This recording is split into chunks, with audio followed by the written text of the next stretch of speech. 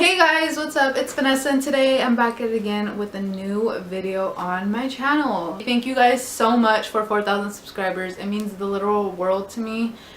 It's mind-blowing because I was watching some of my old videos. Like, I don't have a lot, but I was watching some of my older videos and I was like, oh, thank you guys for 1,000. And to think that I reached 3,000 more in that span of months is just crazy to me. Thank you guys so much. I love you guys, love you guys, love you guys so much. Today I thought I'd start this year with a bang, literally. And I am going to be talking about the two times I almost got shot and died. If you haven't already, please subscribe, and I will have all my other story times linked down below if you want to check them out. I mean, if you want to. And yeah, let's just get into the story. Both of these stories took place in 2013, and if you know anything about 2013 Vanessa, I was ratchet. I was a little thought, like literally a little thought. 16 years old, walking in the streets, maybe 10 o'clock, 11 o'clock at night in fucking shorts, like nasty.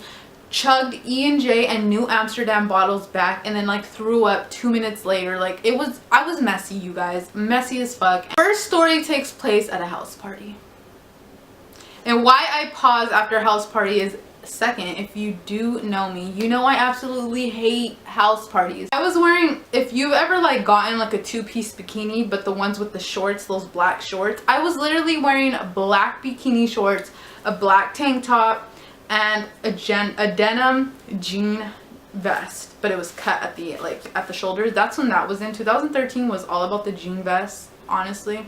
And yeah, so like I vividly remember like me walking up to the party having to put my little swimwear down so my ass cheeks wouldn't come out. Like, what kind of 16-year-old is wearing swim fucking shorts with their ass cheeks hanging out to a fucking party with basically over 18 or over men? Like, basically, I mean, there was young men there, but they were all fucking nasty and hoes. So why was I dressing like that? Because I was a hoe. And this party was thrown by two guys, and we're just gonna call them Jeff and Joe. So Jeff and Joe were throwing this party. Now these guys were a lot older than us. We were 16. Oh, I forgot to say, I was going with my friends to this party, but I mean, I'm not gonna really give their names because they're not really relevant. It's just what happened at the party was relevant. So I was going with my friends, and these guys were a lot older than us. I think, like, okay, we were 16.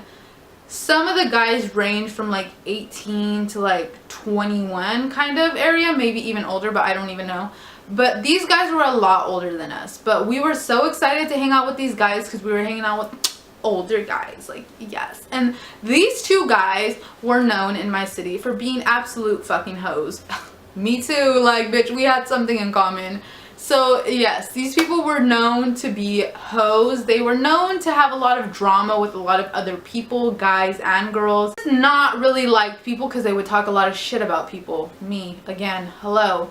But yes, these people were not known in a good way. And they were always known for their parties getting raided. And if you don't know what raided is, basically being busted by the cops or being shot up. And like, I don't know how that didn't send like signals off in my brain that, bitch, like, these people get their parties shot up. People do not like them. You obviously are up their ass and like them, but just because you like them doesn't mean everyone else likes them. I don't go to house parties, and I have this uncontrollable fear of dancing in front of other people now. When I am home alone, I will yike, I will twerk, I will grind on anything, like the walls or anything. I will get down, bitch. I will get down. Like, I will yike in front of my bed like if there is a person sitting down getting yiked on. But when it comes to like actual social events that require dancing, I do not dance.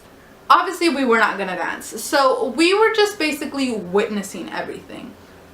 Now, what I mean by witnessing everything, there was guys taking groups of girls to the restroom, and if you don't know what that means, then you are too young.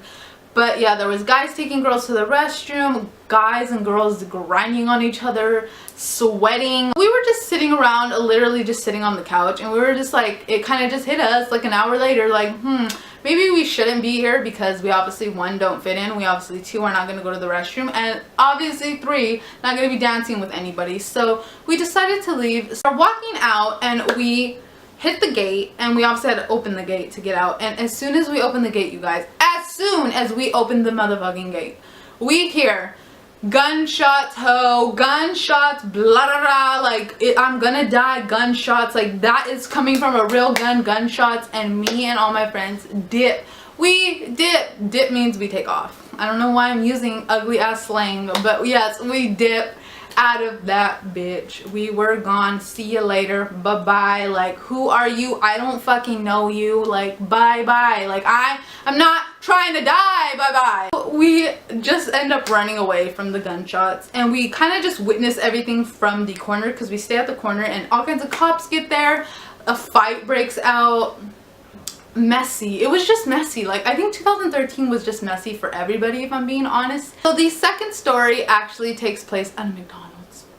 At a McDonald's, bitch, can you get any fatter? The way we had to walk home, we had to pass through this McDonald's parking lot, and as soon as we're passing through this McDonald's parking lot, we see this group of guys with a group of cars, and we're like, ooh, like, so me making the best decision of my life, I decided, you know what, fuck that, we are not going to walk. We are gonna sit right here at the end of the parking lot and wait for one of them to come over and ask us something, because that's what hoes do, okay? One of the guys ends up coming over, and I'm like, wait, what the fuck, we know you. We had hung out with him basically a couple times before. He was like, I had felt extremely comfortable with this guy. Both of us had. We were acquaintances. We had hung out with them at least a handful of times. So these people, again, were not good people. Now, these people were like definitely not good people. These people were part of like a crew or a gang. I don't really know, but I'm not going to say they're a crew or a gang.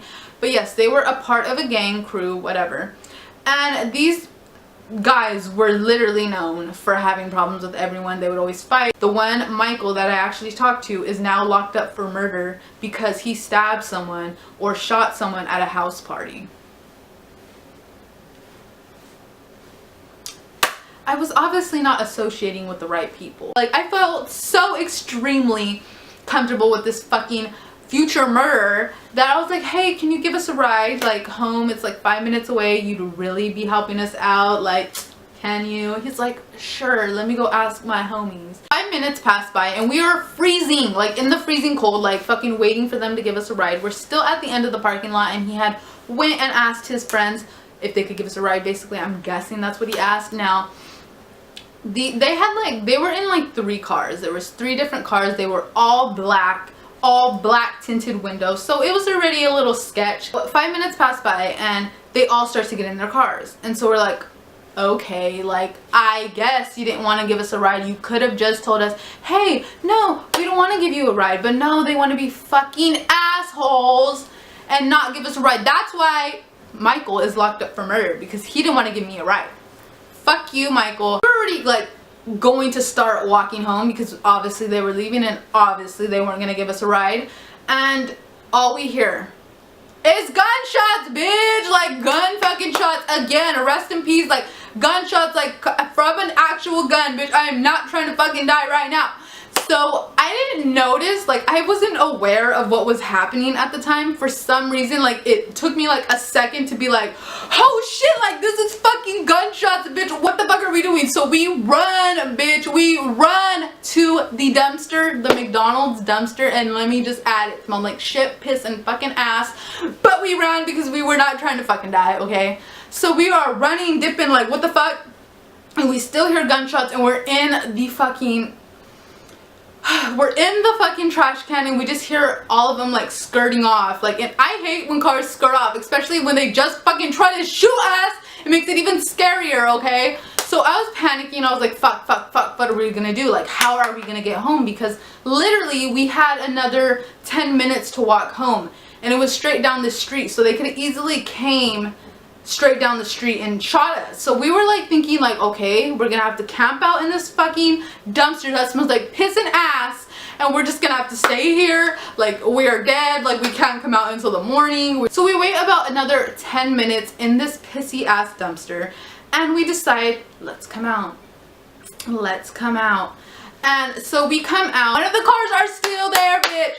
One of the cars are still there. So we're like, oh fuck no. And if you know anything, McDonald's is 24 hours. So like the I Was Stalked story time, we literally went up to the McDonald's and was like pounding on the door, like, can you let us in? Can you let us in? But no, those fucking bitches did not let us in because they were rude. I mean, obviously they probably heard the gunshots and probably thought we were in cahoots with the guys, but like, don't you see us? We were young and little and innocent. Not really, but we were young, okay? And we needed help, but none of the workers opened the door for us. They literally looked at us like if we had a fucking dick as a nose. Like, that's how they looked at us. Like hello, like, I'm trying to live my life. I'm trying to live past 16. Can you open the door? But they obviously didn't open the door. And one of the guys, the last car that was there, obviously there's traffic that goes this way and there's traffic that comes this way. So this crazy ass goes, like, okay, so the traffic's supposed to go this way and he skirts off and goes down this lane when traffic is going this way. Like, what the fuck? You're scaring me. Like, it scared the literal shit out of me that we went back to the dumpster because we were that fucking scared, because they were pulling off and we don't know which guy had the gun, so we were just trying to dip, bye, see ya fucking later. Like, that's how we were. And like, we waited another 20 minutes this time because we're like, you know what, we need to make sure that these guys are gone. We are not trying to die. So we get out of the dumpster, 20 minutes past, there's no one there anymore, but we are so paranoid, you guys, that they are gonna come back, maybe try to kidnap us, try to finish the job and shoot us, run us over. Like, we don't know, because these people were obviously fucking psycho enough to shoot at us when we did literally nothing to them. Like, what?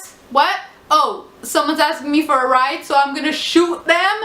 Like, bitch, who? Like, what? I'm speechless, because that's how fucking crazy it was. Like, okay, we're just gonna walk home, we're gonna get there. And we literally walked to the corner of the light. Like, there's the McDonald's, and then like maybe like a 3-minute walk to like the corner light, and there's a Burger King right here, and then there's Alberto's.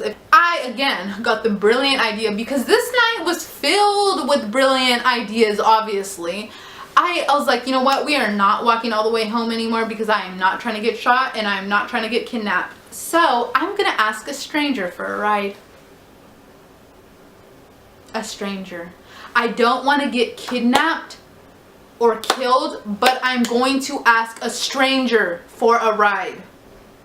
Yeah, that makes total sense. Like, you almost just got shot and now you're gonna ask a stranger for a ride. Like, yeah. Like, so again, we waited at the end of the parking lot, like the drive-thru that they would come out of, and I was like, you know what, next car I'm gonna ask for a ride. The first car that comes out, surprisingly, is 2 guys. Ask these guys for a ride. I'm like, can you please just give us a ride? Like, please, like, oh, we need a ride. It's like down the street. And then the best thing we asked them, like the most intelligent thing we asked them, are you gonna rape us? Are you gonna kidnap us? Are you gonna kill us? Bitch, don't ask 2 grown men that if you're just gonna get in their car. Okay, we live blah blah blah here. Like, we live here. And they were like, oh, so like, do you guys want to smoke before you guys go? And I was like, hey, I'm down. And so we get, like, we're like probably like 5 minutes from our house. We're in this Winco parking lot, and we start to smoke. I think they smoked me out with a joint. Now, my best friend did not smoke at the time, but I did, and they smoked me out with a joint, and literally, you guys, I felt like I smoked oregano. After we finished the joint, we start driving home, and I look in the little mirror and I see my best friend getting her face sucked and licked on by the guy that was in the back. It was so funny because, like, me and him were just in the front, like, okay. Getting off, and we get home safely. But yeah.